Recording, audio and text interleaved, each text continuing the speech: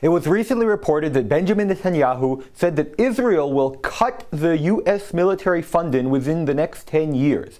Most people think American aid to Israel is just a check for billions of dollars. But what if I told you it's actually a strategic voucher that dictates what Israel can build, who it can fight, and how the entire Middle East is armed? Today, I want to talk about American aid to Israel because there is much more than meets the eye. People often, especially here in Israel and especially in the United States, even more, make the discussion about it shallower. I am not going to tell you what to think. I'm simply going to try to present you with a lot of relevant information that I don't hear talked about almost anywhere. I expect you will agree with me after you finish today's video that there are a lot of surprising things here that are not talked about in this discussion. Let's start with the question of why the United States pays us or funds us billions so that we don't produce our own weapons. Okay, that's the first question. And the second question, which is a question that far fewer people think about, why is the United States legally prohibited from selling weapons in the Middle East to countries that are rivals of Israel? And that if they do sell such weapons to countries that are rivals of Israel, they cannot sell weapons better than the weapons they sold to Israel. And for anyone who's completely living under a rock, this relates to the Saudis and the Turkish buying the F-35s. I know this may be a little surprising, but this is a law in the United States.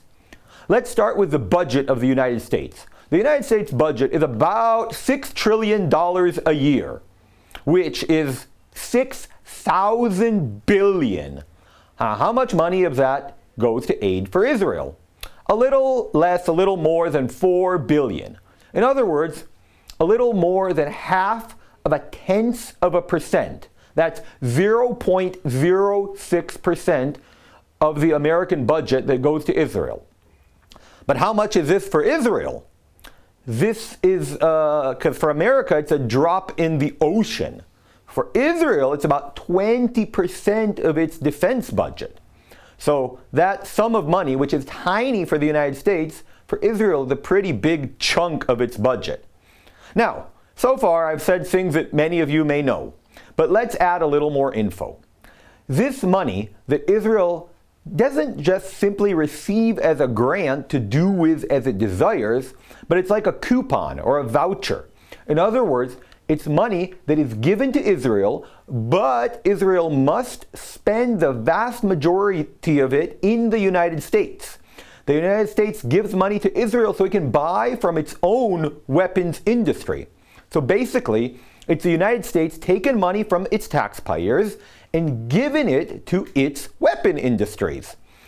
That is basically what's happening. And in return, it also gets a strong Israel in the Middle East that serves its interests.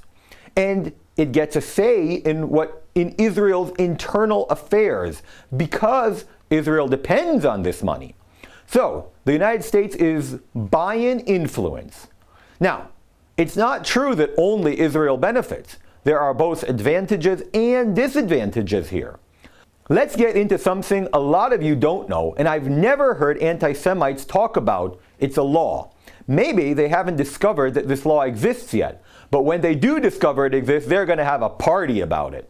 So, there's an American law, a real law. Maybe it's a little strange, but this law is called QME, Qualitative Military Edge. What does this law say? This law says that Congress is obligated to ensure that Israel is always technologically stronger than its rivals in the region. It's an American law. Now, you might be asking yourself, and rightly so, why in the world is there such a law? What's up?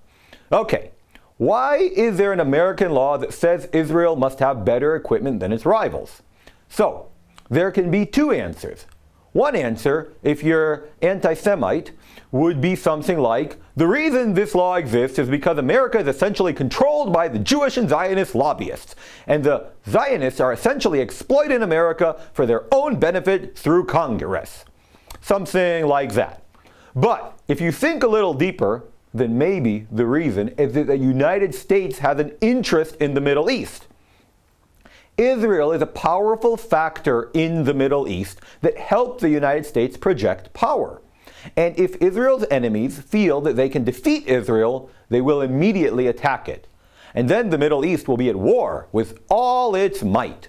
Everyone is constantly against Israel, and the U.S. will be dragged into it. It will be a mess with oil prices and all sorts of things. Now, we don't want that, we the United States. So we will simply make sure that Israel is always stronger and that it will serve our own interests. So, which of these two theories, the anti-Semitic theory or this theory of American interests, do you think is right? Let me know in the comments. Now, maybe it's a combination of the two. But let's say if you hear about all sorts of desires by the Turks or the Saudis or others who want to buy F-35s, it's problems and Israel says no, and actually yes, and maybe no. And if you ask yourselves, why would anyone ask Israel? So that's the answer. The answer is the QME, which is a law that basically requires the administration to explain itself to Congress before it sells weapons to Israel's enemies. But you probably know that this dependence of Israel on the United States is not only a good thing. It's not just free money. It also has a price. For example, the most famous example is what happened with the Lavi. What is the Lavi, you ask? The Lavi is an airplane that Israel tried to develop in the 1980s. It was supposed to be a great plane. Now, the United States realized that it was actually financing Israel with its aid money, and Israel was in the meantime developing an aircraft that was going to compete with the Americans in the global arms industry, which was not good for them. As mentioned before, the aid ended up going to the Americans' arm industry. So, it can't be that Israel is now developing its own weapons that would compete with the Americans' arms industry by selling, let's say, planes to other countries for a lot of money. So there was a lot of American pressure on Israel, and in the end, Israel caved and stopped developing the Lavi. On the one hand, the United States gives away money, but on the other hand, it maintains a monopoly. Because if it suddenly stops subsidizing Israel or stops financing part of Israel's defense budget, Israel could say, okay, so we don't owe you anything, we're developing our own weapons, and the Americans will actually have a new and dangerous competitor. Israel is showing that its weapons are worth it, and everyone wants to buy them. And why wouldn't it actually sell them to the Chinese? The United States is not part of the picture. So once again, we see that the current situation is not just positive for Israel. So, from what we've said so far, it might sound like the deal isn't necessarily that good, is it? Because I've shown here in many ways how it's better for the United States than for Israel. But on the other hand, it's also clearly good for Israel because it's good to get things for free. And it's good to know that your opponents don't have more advanced weapons than you. So, there's a really serious dilemma going on here. And I want to add another layer, just to complicate matters a little more. The Americans' arms industry is actually dependent on Israel in a certain sense, because it receives money from the American government for weapons sold to Israel, on the condition that the American government continues the aid to Israel.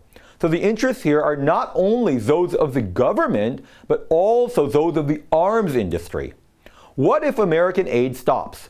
Why would the United States defend Israel at the UN or any of those political diplomatic things? Currently, the United States helps Israel not only in terms of budgets and military technology, but also gives it diplomatic protection in the UN, and that's important. But why would the United States give Israel this back-in if it does not need Israel? If the U.S. arms industry is not invested here, if it does not actually profit from it, and there is no connection between the countries, why would the United States give Israel this diplomatic back-in? And the answer is, it might not. So, this is another problem. If the U.S. aid is ended, it could hurt Israel diplomatically.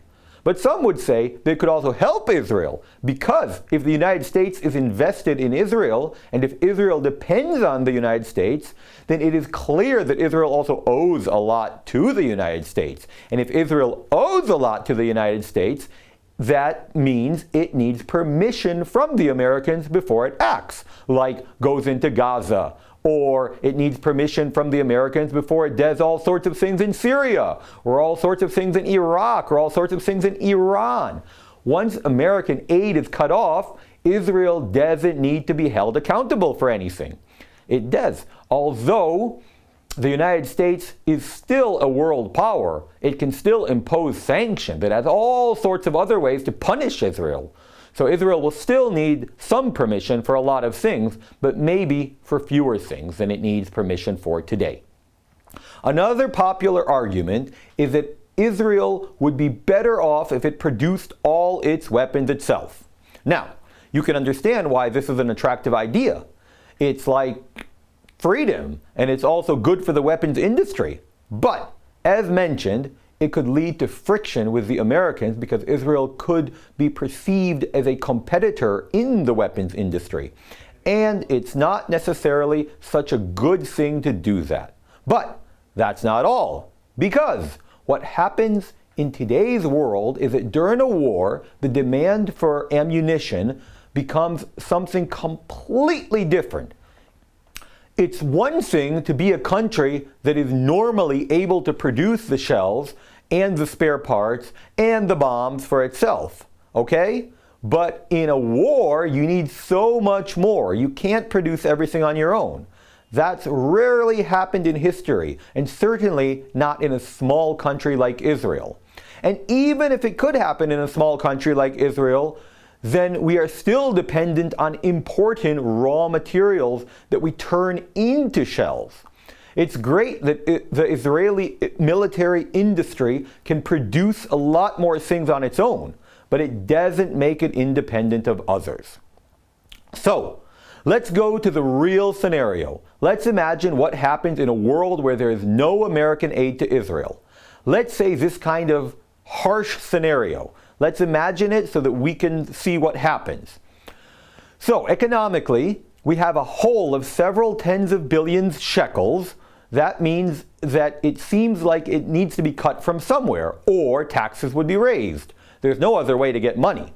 Now, maybe that's not necessarily so bad. The worst part is there is no aid. Does that mean that the QME would also be waived? I mean, does it mean that the United States would be allowed to sell better weapons than Israeli weapons, or at least as good as Israeli weapons, to Turkey, to Saudi Arabia, to Iran? Why not to Egypt?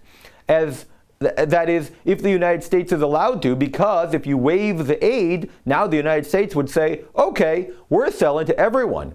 Now that is the biggest problem. So next time you're talking about the U.S. military aid, or you hear about the aid, remember, this is not just a question of whether Israel is receiving $4 billion of support, in return for which it is unable to do whatever it wants. It is not only that, it is mainly about the quality edge. So that's what I had to tell you today about the U.S. military aid to Israel. It's very complicated, very layered, and not one-sided for either country. Both countries, there are positives and there are negatives, and Benjamin Netanyahu said that he will wean Israel off it in the coming 10 years, but now you know considerably more about it, and you can make your own opinions and thoughts. Hopefully next video we'll talk about the Gaza 20-point plan and the developments there, but if not, then maybe something else will have come up. Thank you very, very much for watching. God bless you all, and shalom from Jerusalem.